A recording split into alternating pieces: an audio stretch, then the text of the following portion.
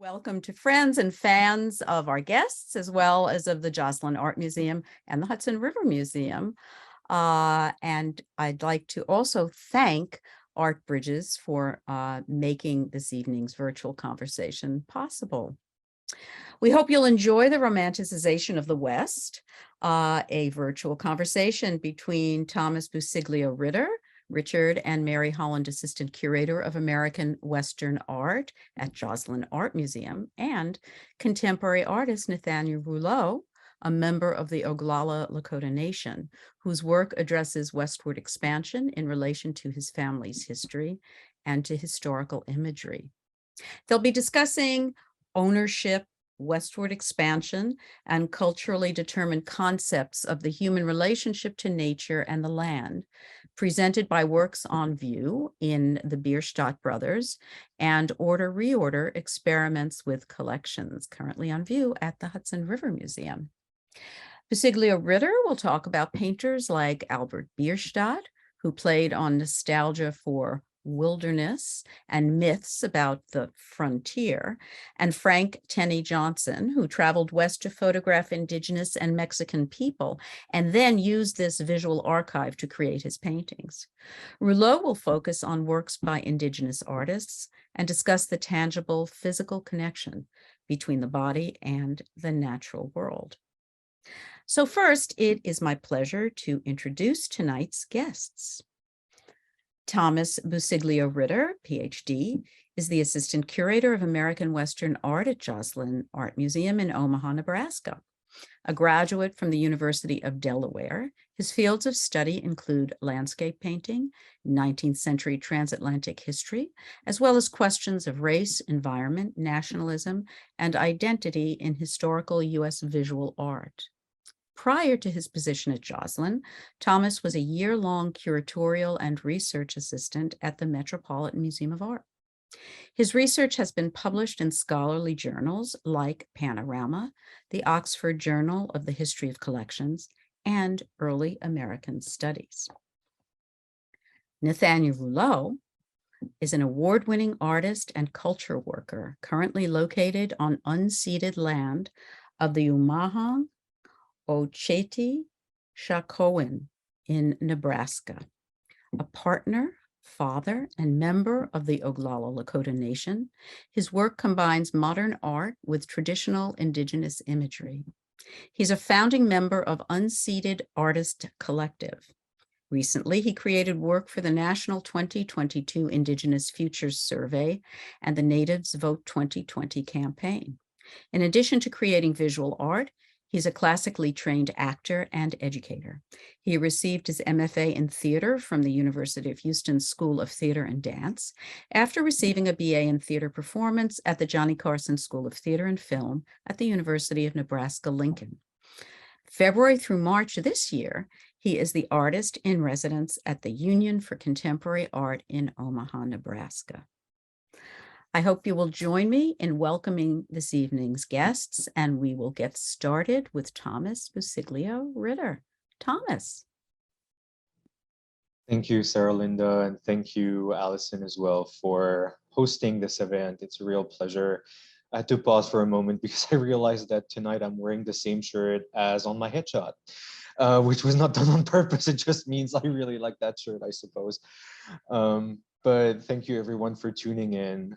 I'm so glad on behalf of Joslyn Art Museum that our works are on view at the Hudson River Museum as we're closed for renovation, reopening only next year. So it's great to present them to another community, and it has been great to see how you've been rehanging them and reinterpreting them with fresh eyes. And to Nate, I mean, I'm just so honored to be part of this conversation tonight. I'm just looking forward to your presentation as well. So to think more about romanticizing the West and what it means to create a myth of the Old West, I thought I would rely on these two works that you see on the screen, because these are part of the works on loan currently at the Hudson River Museum. Two artists, one of them admittedly more famous than the other, Albert Bierstadt being, of course, the most famous one. but two artists that, in spite of different backgrounds, different being part of different generations, and having different artistic trajectories, are connected by one thing: their attempt at romanticizing the American West using their practice as an artist and visual arts, most specifically painting and photography. And so what I hope you'll see in this short introduction is that sometimes you have to dig deeper behind and beyond the narratives that you are presented with. And in the case of Bierstadt and Johnson, digging deeper into, on the one hand, their personal connections and professional connections as artists, and on the other hand, their sort of multimedia practice. But if we start with Bierstadt, for example, and if we can move to the next slide, this painting of Donner Lake that's been part of Joslyn's collection for a very long time might seem to most people to be a pretty innocuous landscape painting at first glance. This is a pretty picturesque spot, Donner Lake being in the northeastern part of California, close to Nevada. Bierstadt traveled there in 1871, and when you see that, you might not perceive right away what's at play here and what his intent was. But if we move to the next slide, you can see by realizing that this picture is actually part of a series that there is much more behind just a picturesque or sublime view of a Western landscape. This is another picture that he painted around the same time. This is also an oil on paper. And with this picture, and maybe if we can go to the little detail, I kind of highlighted the detail on this painting. You realize there's another narrative at play. In fact, Bierstadt did not travel to Donner Lake for nothing. He traveled there on commission. He was commissioned by a railroad magnate named Collis P. Huntington to produce a grand view of the site where railroad tracks had recently been blasted into the mountains. And you can see them figured by Bierstadt to the right of this composition that's at the D. Young Museum. Huntington was one of the so-called Big Four railroad magnates, along with people like Leland Stanford and Charles Crocker. These people were instrumental in building the first transcontinental railroad that actually went from Omaha, where I am right now, first to Sacramento and then to San Francisco. Once this feat or perceived feat was completed, Huntington wanted to commemorate his achievement as an entrepreneur of the American West. And so he commissioned Bierstadt to paint what you're going to see on the next slide, the final product of these studies, a massive picture, 6 by 10 feet, that he first displayed in San Francisco in 1873 to commemorate the achievement of the Central Pacific Railroad Company that Huntington, Crocker, and Stanford were the driving forces behind. Now, there's something quite peculiar and specific about Bierstadt's association with railroad magnates and land speculators, which he did all his life, is that he didn't want to shatter the myth of the American wilderness, although he was producing pictures for these specific commercial and economic purposes. So what might seem kind of surprising to us viewers in the 21st century is how tiny the railroad infrastructure itself seems in these grand compositions. What you can see is basically the relief around it, the lake, the beauty of nature. And then if you look closely, you can see the railroad tracks.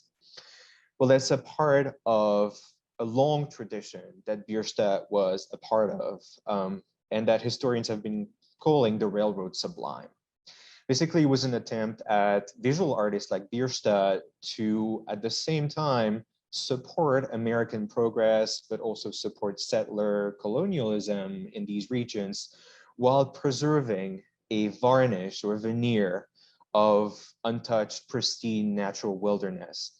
And in that sense, if we go to the next slide, Bierstadt, in his treatment of the West, is an heir to what was already happening back in the East in the long tradition of landscape painting, in which when railroads, for example, were introduced, one had to visually deny certain harms inflicted by this infrastructure on both the environment and the populations there, because of course it meant the displacement en masse of indigenous populations. So he was most likely, when he was treating these sites in the West, inspired by people like Cropsey or Innes, who had done that back in the East, and tried to introduce this infrastructure without leaving behind the sort of natural sublime. Remember that Bierstadt is an immigrant artist from Germany. He was trained in Germany, trained on the East Coast. His studio is in New York. So he is very much familiar more with this sort of visual tradition than, you know, a pioneer artist who would spend more time in the West. So for Bierstadt, romanticizing the West meant linking the West with a longer tradition of American landscape painting, using this technological sublime, and very important both to him and his patron, downplaying the toll that this incursion had on indigenous populations and the labor behind building this infrastructure, which was the labor of mostly immigrants from Asia. This was put aside from the picture.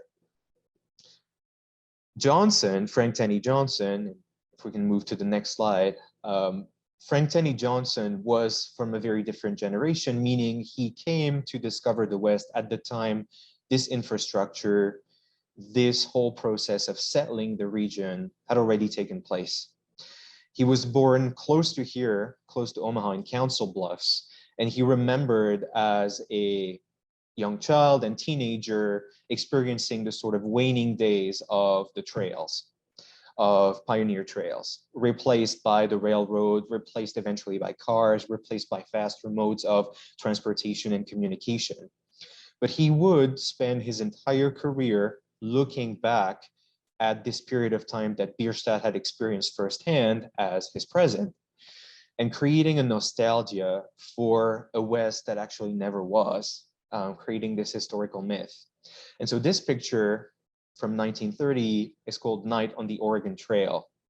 And it tries to convey this sort of nostalgia for old Western days, supposed Western days. And to support his imagery, if we go to the next slide, you'll see that Johnson was employing a practice as an artist and a technique that he thought would really support the sense of accuracy, truthfulness, or authenticity in his pictures, which is photography. Johnson had embraced photography as a medium very early on in his career as an artist, from the days he was trained first in New York and then came back to the Midwest and the West. And so many of his compositions, if not most of them, like this one currently on view, were inspired directly by photographs he took.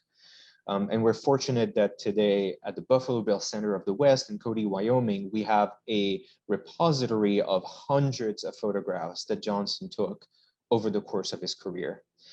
And it's kind of fitting because I know that the Hudson River Museum currently has a show about the Bierstadt brothers, who are also involved in this sort of multimedia, cross-media practice. Now, the introduction of photography for painters and artists of the West first meant competition, because photography, when it was introduced, was hailed as this medium that was more accurate, more closer to the truth, that could reproduce reality without the filter of an artistic intervention. What the early proponents of photography in the 1860s and 70s did not really anticipate is that photography can lie as well. And so you started, seeing things like ghost photographies and manipulations of the photographic plates. And of course, with exposition and composition, you can manipulate the scenes. Well, Johnson was part of the second generation, and he had understood the power of photography in giving credence to certain narratives. Now, when you think this photography has inspired his composition Night on the Oregon Trail, then it must be authentic. But if you go to the next slide, if you consider this photography as part of a series it was from, you realize that it was actually a view taken at one of Buffalo Bill's Wild West show performances in 1915 that Johnson attended. So you see our source material in the top left corner, but then if you look at the top right corner and the picture right below it, these are two different views of the same wagon and the same animals, and you realize that they were part of this already artificial reconstructed vision of Western history. And the rest of the photographs in the set are photographs of Native American performers at this Buffalo Bill show, performance, wherever it was. And I think Buffalo Bill himself on the center top picture, you can see on the left, kind of directing his performers before the great show. So photography for Johnson served as a source material to produce this sort of quote unquote authentic pictures of the Old West, but they were themselves originating in an era where that history was manipulated. And this disentangling the authentic, the true from the stage within Johnson's photographic corpus is pretty difficult. So as the next slide shows, he was very keen on using photography early on when he has his first experiences of the West, especially 1904, which was kind of a cornerstone year for him because he spent times with cattle ranchers, wranglers in Colorado, then visited Wyoming, visited New Mexico, where he would return again and again. And during these trips, he was intent on recording what he thought was a disappearing West. So he recorded architecture, landscape, of course, indigenous people, Mexican people that he took pictures of as a sort of visual memento for him, where he was, as he was convinced that the world that he was experiencing was on the verge of disappearing or drastically changing because of the introduction of so many technologies. At the same time, and if we go to the next slide, going through this corpus means, again, trying to distinguish the realistic or the truthful from the staged. What you see on the right is an actual photograph that he took during that 1904 trip and his outings with wranglers, with cowboys. On the left is a reconstruction that he asked some of his models to perform for him to fuel his compositions. But when you don't have the caption, when you don't have the background, these two pictures might read on the same level. They're absolutely not on the same level. The crucial element with Johnson's art, however, is, and if you go to the next slide, you can see it, that both the more authentic and the stage views find themselves faithfully reproduced in his paintings up until his death on the eve of the Second World War. So here you can see that this group that he staged in the 19-teens and 20s, this seemingly dead horse and the two soldiers, is reproduced very faithfully in this painting from 1934. So once again, this intermediate sort of practice of using photography as both a documentary material, but also a source material for his paintings, makes it hard to decipher what kinds of narratives we are looking at when we're looking at the vast corpus of paintings that Johnson painted over 30 years of his life. And this fueled these discourses about the Old West and romanticization of the Old West. And if we can go to the next and last slide, this leads to situations that would probably warrant entire studies in itself. This is one of the photographs from this corpus when I discovered it that has fascinated me ever since, that I think one could write an entire study about. Because here, the false, the artificial, and the actual mingle on the surface of the picture. What you're looking at is a group of Native American audience members, men, women, and children, attending a performance of what's called the Cheyenne Frontier Days outdoor rodeo in Cheyenne, Wyoming in 1904. The Frontier Days still exists. It happens every July in Cheyenne, Wyoming. It's one of the oldest and grandest rodeo events created in 1897. And as the name indicates, Cheyenne Frontier Days, it is a staging of history, of the history of Wyoming as this sort of frontier outpost and all the myths and people that gravitated around the history.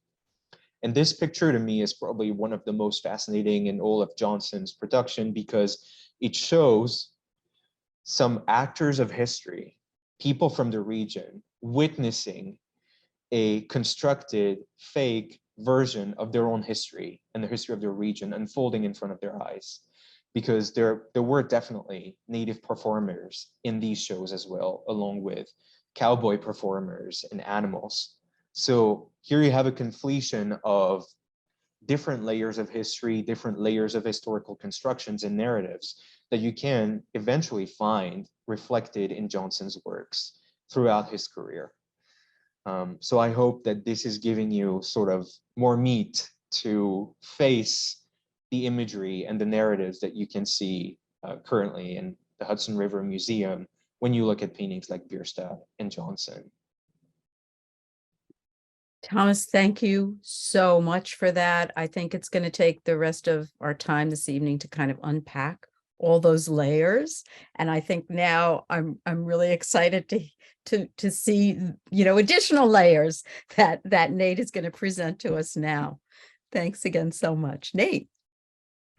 Yeah, thanks there, Linda. Thomas, that was awesome. I really enjoyed that.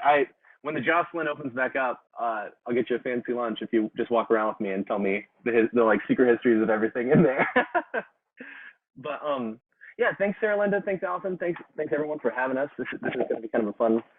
I mean, it's going to have some serious points in it too, but I just want to start off by saying Haumatakiapi, Tayawan Chiankapi, Nathaniel Ruleaux, Amachiapi, Makoche Kinle Umaha, and Ocheti Shakoan Tawopi Elwati, Makoche Kinle Ocheti Shakoan Tawopi and Mataha, Naha Yuhan Chante Washtea Nate Chiuzapi. And that's sort of just my introduction in Lakota, saying, my name is Nathaniel Ruleaux. I live on the land of the Umaha and the Ocheti Shakoan right now. I'm from the land of the Ocheti Shakoan. Nebraska Panhandle is kind of where I grew up, South Dakota, Hisapa, that area. And yeah, and as you learned in my intro, I'm going to talk a little bit about myself and then kind of get into some big ideas and then kind of talk about some different pieces of mine and then some of the work that's at Hudson River right now. But yeah, so I mean, I'm a partner, a father, member of the Oglala Lakota Nation. I'm a visual artist, a classically trained actor and educator. And I tell people a lot though, I'm a storyteller. And storytelling is not only a tradition to us Lakota, but it's how we've survived. I have a master's degree in theater and I've worked as an actor and educator, around the country. And while I was doing that, writing and visual art were kind of like my own personal expressions I did for myself. I like to draw, I like to paint, I like to do this stuff, and I just kind of keep it at home somewhere in a closet or a drawer or something. And then my partner and I wanted to start a family. So I decided I wanted to be a stay-at-home dad and raise my little one. And I soon found that I needed an artistic outlet to express myself. I was used to late nights already with rehearsals. And so when the baby was awake, I started to take visual art more seriously.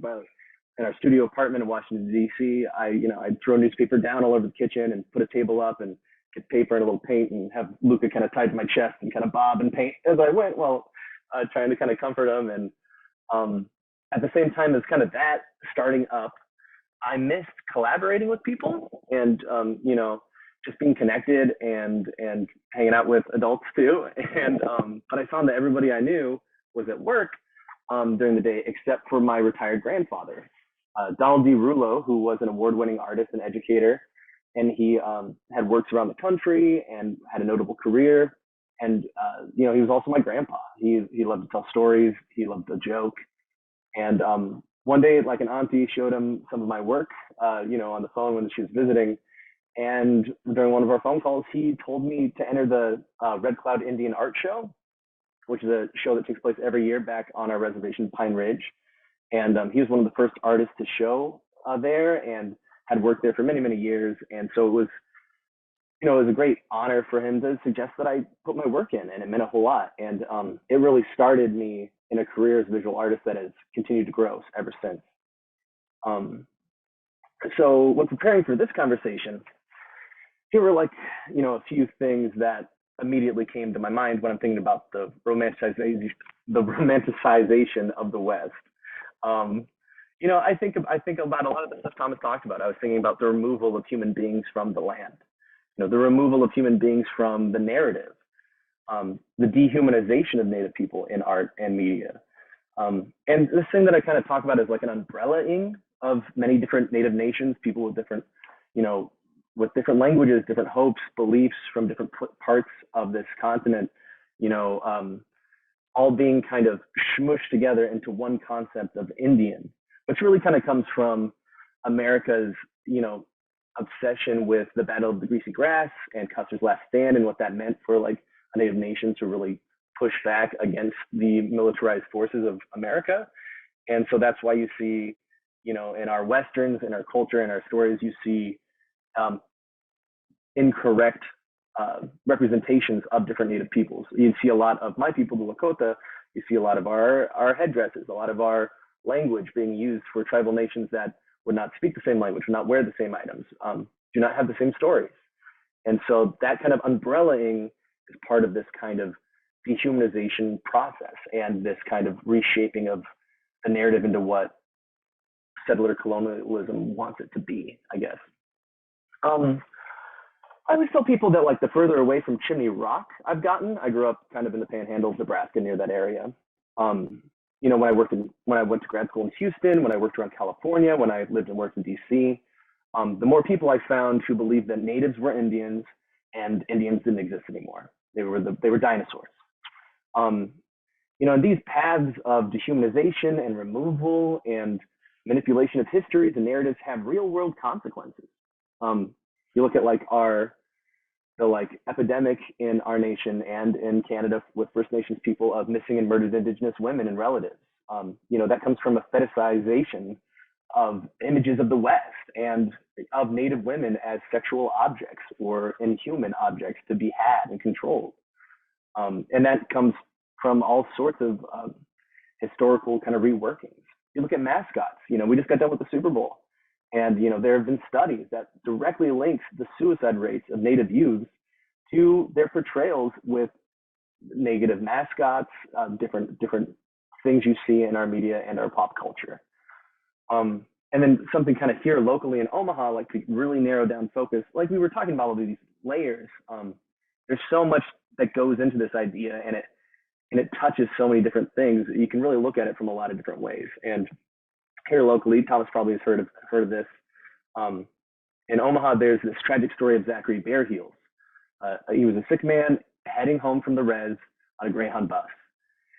And he was sick and he was alone in this strange city. He did not know Omaha. And after walking miles across the town, there was this problem on the bus. He got kicked off the bus. He didn't know anybody. He's walking, across town in this extremely hot Nebraska summer. It was like one of the hottest days on record. Eventually, police were called and they tased him 12 times. They beat him, drug him by his braids, and sat on his chest until he died. 3 of his 4 killers still patrol our streets today. And the family has had no justice. At an event honoring the life of Zachary, a family member told this story. And I'm going to try to tell it as accurately as I can remember viewing the events of the day. But they told this story about making a settlement with the city. This is after a big legal battle. Nothing happened. They weren't getting any charges brought up against anybody involved. And as this relative, as she started, she shared that there was this dispute over numbers. They had gone and done research on similar cases to come up with a figure to decide how much the city should pay you for what happened. And eventually they were told that they were asking for too much because the research that they had done were all cases of white people killed by police, and a Native life wasn't worth the same amount. And so I see a direct link, a history, a trail leading from artwork that removes Indigenous people from their homes and robs them of telling their own stories, to systems of colonialism and white supremacy that purposefully have an othering or a mystifying and a dehumanizing narrative, that takes Native people's stories in pursuit of land and greed. And that can all be tied to a young, sick man just trying to get home, having his life viciously taken because he's not considered human. And so I try to address and challenge all this in my work. My art goals, I use a lot of bison imagery. You're going to kind of see some different pictures of mine kind of cycling through, and I'll go back and kind of break them all down for you in a minute. But with the work, the like bison work comes from a lot of the bison imagery that my grandfather used. And I kind of use that sometimes as a sort of metaphor or replacement for that umbrella-ing in an attempt to not fall into the very easy trap of trying to tell a story that covers all of Indian country and can connect us all without telling somebody else's story and sticking to my own personal story and my family and where we come from. I talk a lot about people and spaces in my work too. People here today, which is kind of a big thing for me, is this kind of modern world of what it means to be Indigenous, what it means to be Native, what it means to be a human being in our like very difficult to navigate, ever-changing existence. And then there's my collective, Unceded Arts Collective, this group of Indigenous artists who work and live in the area, in the greater Omaha metro area. And we're also like a directory too of these artists. So that kind of came about from a need to connect and collaborate with each other, try to grow kind of a support system while at the same time wanting to create space, take up space, and give space to other Indigenous and Native artists. And then there's my kind of activism work. I've spent a lot of time working on a lot of different issues that I care about. There's some different local ones that I'll kind of get into in a minute. But so all that kind of history, either on purpose or not, kind of fuels my work. Some things I'd like to share with folks, like if you're interested in any of that kind of history that I've been talking about, the documentary Real Engine is a really great source to kind of learn about the process of and the history of Native Americans in film and television. And then I think a little bit about, there's an artist, Greg Deal, who's a Native artist out of Colorado, who said something along the lines where in like a TED talk about you could draw a cat on a napkin and it'd be political because we are products, we are the resilient outcome of cultural genocide. And no matter what we do, there's some sort of political item attached to that. So whether I mean to or not, these ideas come forward in my work. But I want to talk about like my hopes for the future. I've been thinking a lot about kind of, we're talking about the histories and layers and deeper issues kind of behind some of these pieces that Thomas was talking about, and kind of this whole idea of Western art, classical or modern today, Western art worlds. Even Indian art markets tend to have a much more lean towards, we want to see Western John Wayne feeling paintings versus like artwork from Native Americans now. So in challenging all that, my hopes for the future is like a desire for art institutes to change at their roots in order to bring a more diverse audience to art. There's this great podcast called All My Relations, and one of the hosts was talking about having a photography art show somewhere, and at a very like prestigious location. And one day she was able to bring a busload of kids from her reservation to see the show. And of course they were loud and excited, and kids and children, and somebody complained to her during the show, like, these kids they're causing a ruckus. They're not behaving how we've been told in our white supremacist systems of how the art world needs to be, how not just visual art too, how the theater world needs to be, how music venues need to be, how we have to behave in certain ways in certain spaces. And she said, this work is for them. It wasn't for you. This is about them. This is their story, and they can experience it, how they like, outside of those kind of rules and systems. So I hope we can kind of push our institutions to kind of change and find more ways to include other folks who might make you uncomfortable, or might have a different viewpoint or a different way of appreciating work than y'all. I also really hope that institutions can kind of change the narrative by kind of doing what Thomas just did and actively questioning pieces and their descriptions, rather than kind of sitting on the same false narratives that have been in place since 1492. So to kind of talk about my work a little bit more specifically, like with bison, my grandfather, he grew up on the res. He spent his life in art and as an educator teaching high school and college level. and has worked, at the Smithsonian and at the Nebraska Art Museum and kind of all around. But I always loved this piece of it. It's called The White Buffalo. It was kind of traditional, kind of ledger arty, bison, watercolor, kind of running across, and there's a white buffalo kind of hidden in the white space there. And it meant a lot to me because white folks always had a print of it in our home.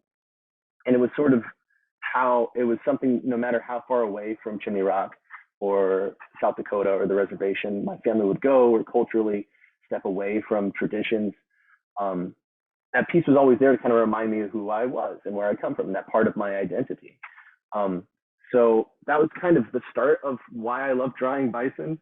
And then eventually it was also because they're easy to draw for me. It's kind of like there's a little circle in the front and a little circle in the back and then an oval in the middle, and you just kind of like build the buffalo around it.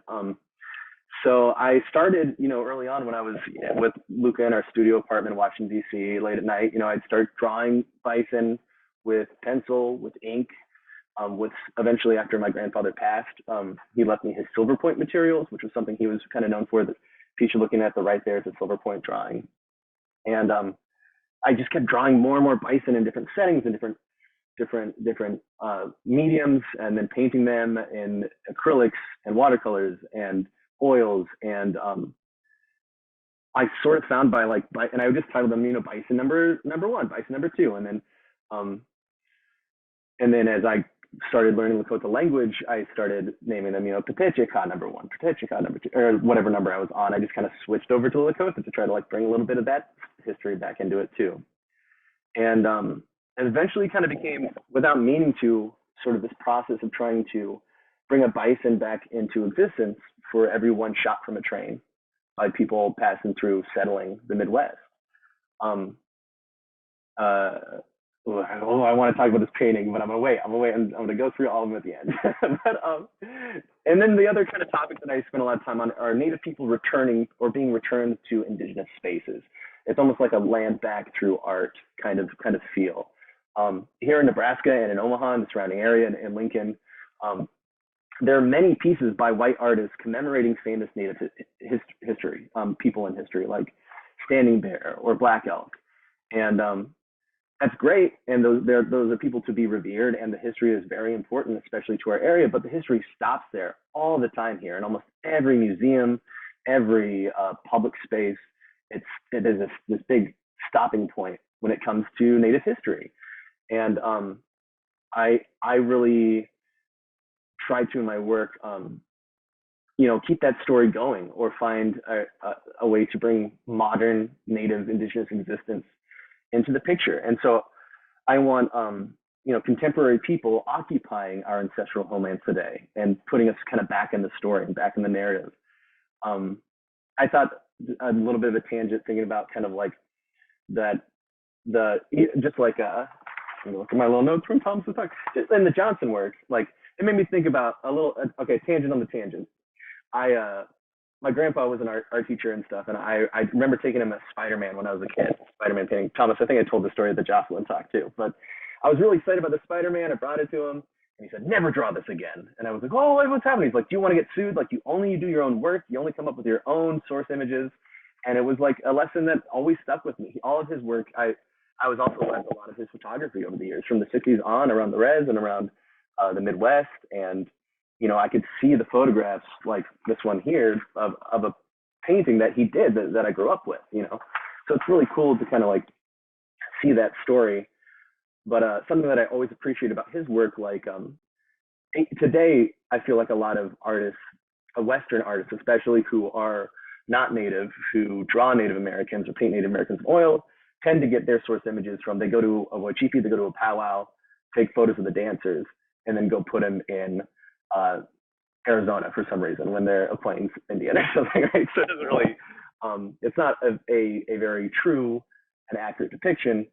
And Grandpa would go to powwows and take photos of folks he knew and use those images. But something I always appreciate about his work is they would still be wearing the sunglasses, and I in my work, I try to, today when people are taking these photos, they'll remove the cell phones. They put us back in the past versus, looking at us now. And that's something I've been thinking about a lot. And it's interesting to think about that, how that goes back to Johnson is still this kind of like process of this relationship between photography and source images and whose story is whose and who gets to tell what story. Yeah, so and then it was mentioned earlier in my bio that I was part of the Indigenous Future Survey and the Natives Vote 2020 campaign. I'll talk about those pieces here in a second on here too, but that was a really great experience where Illuma Natives and Native Organizers Alliance were trying to get out the Native Vote in 2020.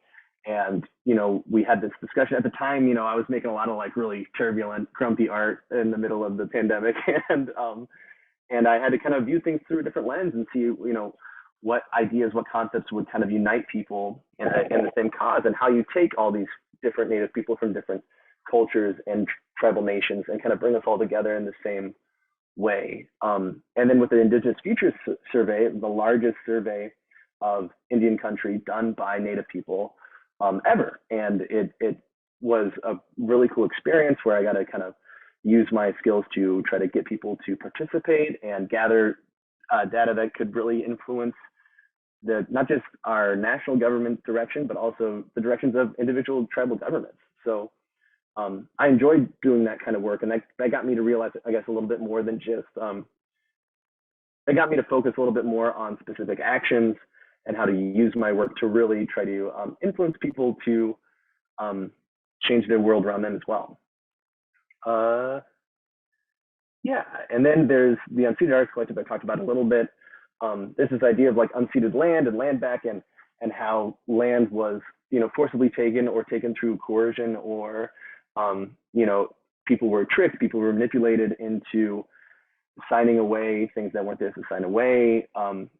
You know, we didn't get into it too much. Or there's this concept of land ownership, right? And that's this, especially when talking about land back. You know, there's a lot of different like notions and feelings about the concept of land back. I suggest people check out Indian Collective, the letters NDN Collective. They I believe have the best kind of concept of what it means to ask for land back, to return stewardship to Indigenous folks here in this country, and kind of what that means and how we all move forward together in that world. But the concept of like land ownership is one that is not part of our culture and identity. It's, you know, we don't own the land. Nobody does. It's our mother. It's the earth. And that's something too that I guess I try to address a little bit in my work, but something that Unceded Artists Collective, you know, we wanted to be this kind of local Omaha metro group of artists working together, but we also wanted to kind of break down those settler colonial like structures that kind of define where that is. You know, Council Bluffs, like Thomas said, is across the river. You can see it from my parents' apartment. You can look out their window and see right across. And you know, it felt wrong and unfair to be like, well, we're just the Nebraska side. You know, that kind of thinking isn't how we wanted our group to be formed.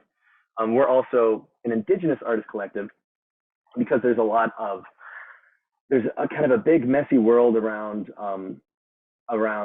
Native American art and who gets to claim that. Like there's the like 1990 Indian Art and Craft Act or something like that. It's this law that says you need to be a tribally enrolled member of a federally recognized tribe to be able to describe your work as Native art, which is something put in place to like really protect people, make it so the urban outfitters can't be like, our stuff's Native stuff, or this is on our shirt is Native, you know, it's Native inspired or whatever. You can't claim these people, our cultures, our ways of creating artwork. But at the same time, there were certain things we were talking earlier, Sarah Linda, about like tribes that are not federally recognized or have been fighting to be federally recognized again. The Ponca tribe in Nebraska had a huge battle to get recognized for years. And the whole idea of blood quantum is this effort as part of the genocide of Native people to chip away Native people and bloodlines until we're gone. And that's just the pursuit. You get fewer people, you get fewer Natives, you get more land. You get their land because they're not there anymore. So to kind of push back against that, you know, we have an Azteca member of our collective. We wanted to kind of open it up more to like Indigenous ancestry, Indigenous heritage, to kind of be this collective of anyone who's traditionally from like these lands, which, you know, we still have it marked when folks are tribal enrolled members like myself. on there that like this person belongs to this tribe, or however you want to like look through our directory. But it's another way that we're trying to kind of push back against some colonialist ideas. But we're not like a fancy like nonprofit. We're just kind of like a fun group of artists hanging out. Okay, so Allison, do you want to go back to the start, and I'll kind of like quickly just kind of talk about these pieces and then kind of get into the pieces at Hudson River? Am I doing okay on time too? Am I talking like a ton? Well, I think this is great. I mean, there's so much here to unpack, Nate, that it's extraordinary. I mean, with the way Thomas set the scene and the way you're taking us into the present, it's just like you're illustrating what he was talking about in so many different ways. But I do want to make sure that people have an opportunity to ask questions. So I would, I don't know if you wanted to go through quickly or if you wanted to reference a few of those pieces in the exhibition. I would just, because it's time check. It's like 48. 48. Yeah. So Yeah. we don't want to go too far past 8 o'clock, and you know, we want to be respectful of people's time. So I think if it's all right with y'all, I might just share my screen and show those Hudson River ones and just give my initial reactions. Then we can go right to questions. that'd be great. Thank you. Great. Awesome. Screen share. Got it. All right. Can you give me a thumbs up if you're seeing my screen, my cheat sheet notes? Awesome. So the first one at Hudson River that I was kind of looking at was my twin. This piece, it made me think about, the personal connection to the land and Mother Earth, the steep human connection to nature. It made me think about who knows the land. Sarah Linda, we talked a little bit about a story where someone was like, I know this exact spot from this painting, and it tells kind of these two narratives that we're talking about. When I see this piece, it makes me think about, who owns the land, the stewardship and care. There's two histories, there's two happenings, two ways of seeing the same space. And not to mention the connections you can see through the colors of red and white and how they're kind of connected to this location. In the Mayhew, I really liked the artist talks about that you're the figure in this position. And that kind of feels a little bit like my work as far as like I want Native people to be occupying the space, but also if we can personally kind of almost, I feel like in some of the work that Thomas showed, it was this kind of like way back view of like you're God, taking in God's country, where this is like you're a human being, part of this earth, part of this experience. And the last one, the dentist photo is amazing. It's traditional indigenous imagery in modern spaces. It's this concept of settler colonialism, building over the top of a whole existence, but being unable to truly hide it, hide from their own wrongdoing. Acts of genocide don't disappear. They haunt for like a reason.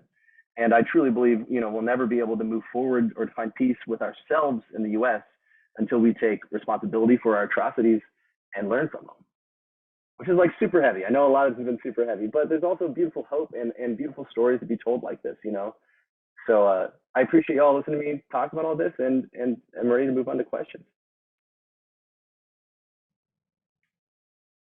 Nate, thank you so much. My head is reeling, because the way you teed it up, Thomas, in terms of art imitating life, imitating art, imitating life, and all of those layers. And now, the way that your art, and I'm saying this, your acting, your painting, your activism are, really peeling back those layers, and and I love the pieces that you chose to comment on.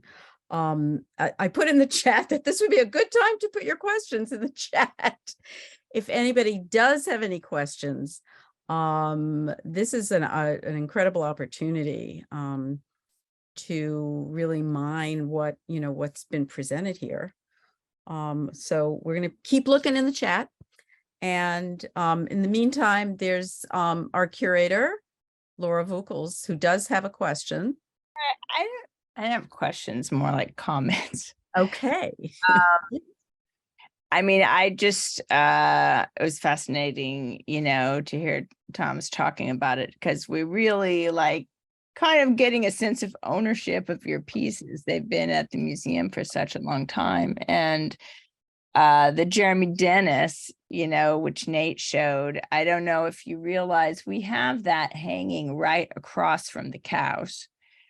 And Russell are like right double hung, and it's right there. And it was such an amazing opportunity to take it's just a small-ish wall where these things are, and to really start a different conversation. And I would say that Jeremy Dennis it might be the star of the show. I don't know about you. It just arrests people,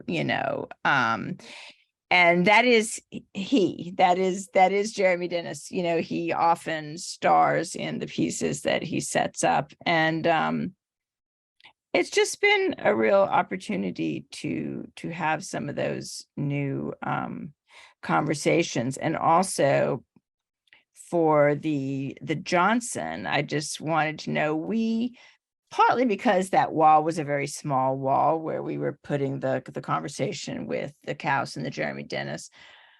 We used that as an introduction to a section on finding home. And so it kind of puts a different, interesting spin on the nostalgia of that and the faux aspect of that, and like a faux journey west to find home. And anyway, it's just been really interesting listening to both of you talk about this, because we've been living with the exhibition for a while, and it's raised and answered a lot of questions in our minds, I think. Right, Sarah Linda? Oh my God, absolutely. Absolutely. And I want to congratulate both of you for never using the term manifest destiny. So, and we can go down that road, but I do see that we have a question in the chat from Sally Otis from Joslyn Art Museum. Thank you so much for being here. We were hoping to bring your community together with ours, and I guess we were successful. So fantastic. Thank you. So this is a question for Nate. Nate, are there non-Indigenous contemporary artists who you think are also considering some of these same concepts from maybe a different perspective? Totally. Thanks for your question, Sally. Okay, so first, I don't know if I can answer it because I'm awful remembering names, especially on the spot. But I can think of some examples in Omaha that, like, I was thinking about a local artist, and I was thinking about an artist who came through the Bemis Center recently. And by recently, I mean like maybe a year ago. But the artist had very large photographs that presented like Black queer bodies, like naked bodies in front of people in different like really cool stylings with really cool kind of like practical photography tricks and mirrors and that sort of thing. And I think that really kind of put, especially in our community, this very like red state kind of area we live in, put some things in front of folks that our white supremacist system hides, like is actively trying to hide. You look at all of the different like LGBTQ plus like legislations that are being brought up, even in our own state, but around the country, that are trying to really kind of like silence a lot of voices and hide a lot of histories. I think about that with local artists. I think Ange Bennett, their work is like really powerful, especially when it comes to, I don't know, just like presenting different work and issues through, bodies and figures. Yeah. Ange's, we actually have a show here in Omaha right now, the We the People show. It's at a theater. It's paired with What the Constitution Means to Me. That show they're doing it at the space. And so the We the People art show is a group of a bunch of different artists, local artists, who have different work that is attached to different big ideas, big concepts, things that are attached to, I guess, like the federal government and its history with different marginalized communities. So like my work, I have like a boarding school piece there. I have like with the Bison's piece from the Natives Vote campaign, but there's a lot of different artwork. There's, braided hair that has resist on there. There's all sorts of really amazing work in that show. So it's tough. Like I'm so embedded in like the Indigenous art world. I could list off like a bunch of my favorite Native artists, but I'm kind of tricky with names anyway, but I hope that kind of helps out. That's kind of, I think any artist who's seeking to take their story and the stories of others in their kind of marginalized groups who are fighting, you know, huge battles right now in our really chaotic, combative world, and are just trying to get their story out there in front of folks. I think it's really powerful. Thank you. Thanks, Nate. And I think this next question, really, this leads to this next question from Heather Leatherman, who is grateful for this thoughtful pairing and presentation. Thank you so much, Hannah. She's curious to hear more about what role you think museums like Joslyn and Hudson River Museum can and should play in de-romanticizing the American West. I'm sure, Thomas, you have some very definite opinions about that. I think the role museum should play should be major. Major. I'm glad the question was asked in the chat, because this is actually a question I had for Nate. How, as a contemporary Indigenous artist, he relates to museums, how he thinks museums should act there, because I think, you know, a lot of people out there, I would say general public, non-museum staff, public, would be legitimate in thinking that museums have been complicit for a long time in spreading these narratives of the American West that were harmful to communities. But I think they're also a fantastic educational space, and they can work towards repairing some of the wrongs done in the past. And I know that as we are closed right now for reinstallation, my colleague Annika Johnson, who's the curator of Native American art, and myself have been thinking about the reinstallation of the American galleries together as a partnership. I can't reveal too much, but I can just say that there will be more Native art on view at Joslyn when we reopen than ever before, and that we're treating the American galleries as more of the North American galleries, meaning it's going to be 50-50. As many non-native objects as native objects in the galleries, pairings, dialogues, and we've been thinking about American art in this expanded way. And I think there's been a movement among museums to think about American art in this more expanded way. I've been looking at what the Seattle Art Museum has done recently.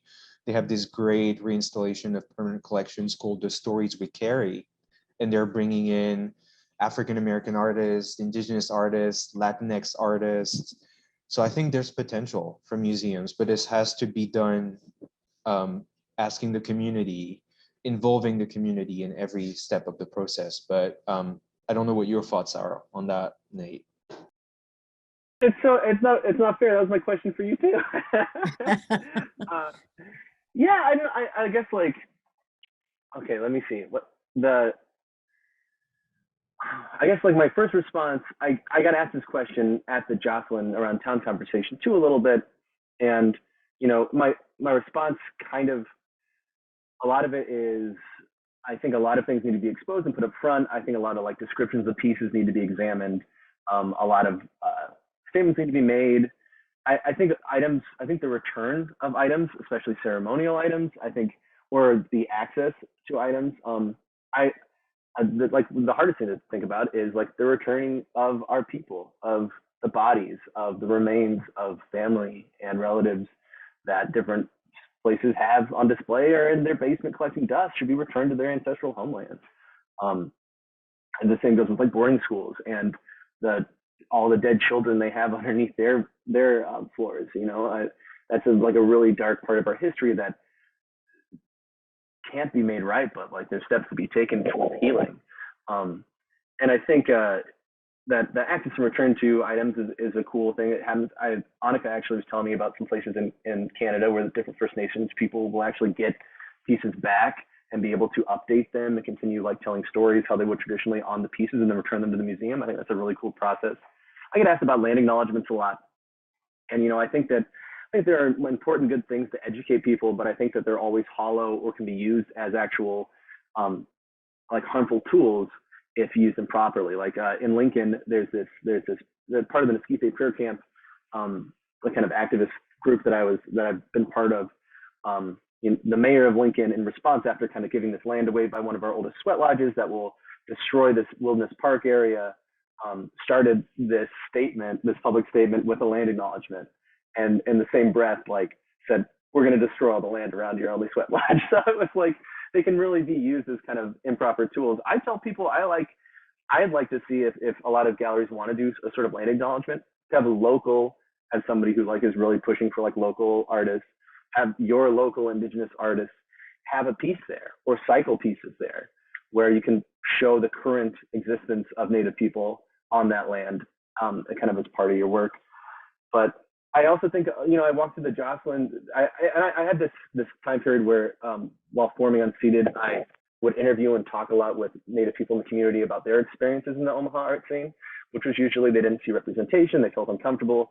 And the Joslyn has, I'm going to say it now, it has kind of a manifest destiny built into the walls. There's, the doorway has the red man and the red woman, and how like they were part of the history of, we've gotten rid of them. And it's like you walk around that building, you can't help but feel oppressed. And it's a very difficult space. And, I would walk by different conversations happening where somebody would be talking about a piece with children on the floor saying, the buffalo were really important to the Sioux. And I don't really use the term Sioux. It's like a federal term. It's this like French or Ojibwe word that means snakes. It's used to describe my people who are Lakota. And so I'm Lakota. That's how I want people to talk about me and my history. And, the buffalo is still important to us. And I think that if people can re-examine how they talk about these things, how they can move past that cutoff date of like Native history stops here, is important. And Thomas, I might throw it back to you just a little bit with this question too, because I was really interested, like everything you talked about today was so fascinating and such a lovely like exposure of things that when I've walked around and seen pieces of the Joslyn, I've been like, what's going on here? This feels kind of problematic. I wish I knew more about the history of it. Do you see a way to kind of educate people or to get that history out more for your average patron walking through? It takes a lot of time and interpretation. And I would say old narratives are tough. But I do think that most people come to museums to expand their horizon. And the first thing I do is I never take for granted that some visitors or audience members are going to come to the museum with a narrow mind, not willing to learn anything, with their own set of ideas. At the same time, I'm just trying to not hammer an ID, onto them and just like guilt tripping anyone. But if they can come out of the museum with an expanded view of something, maybe that's one step to change. Step by step, we can change. And just something that you said that spurred a remark to me as well about land acknowledgements. Well, to me, community collaboration is the best land acknowledgement you can offer. Because if you involve an Indigenous community, then you are telling them, you're still there, we see you, we want you involved, we want other people to see you and realize that you're there, your culture is there, your people is there, everybody's still there. You're more than just a sign on the wall. You're like a presence in the galleries. So, your remark about land acknowledgements, I totally agree. Sometimes they just feel like tokenism. So.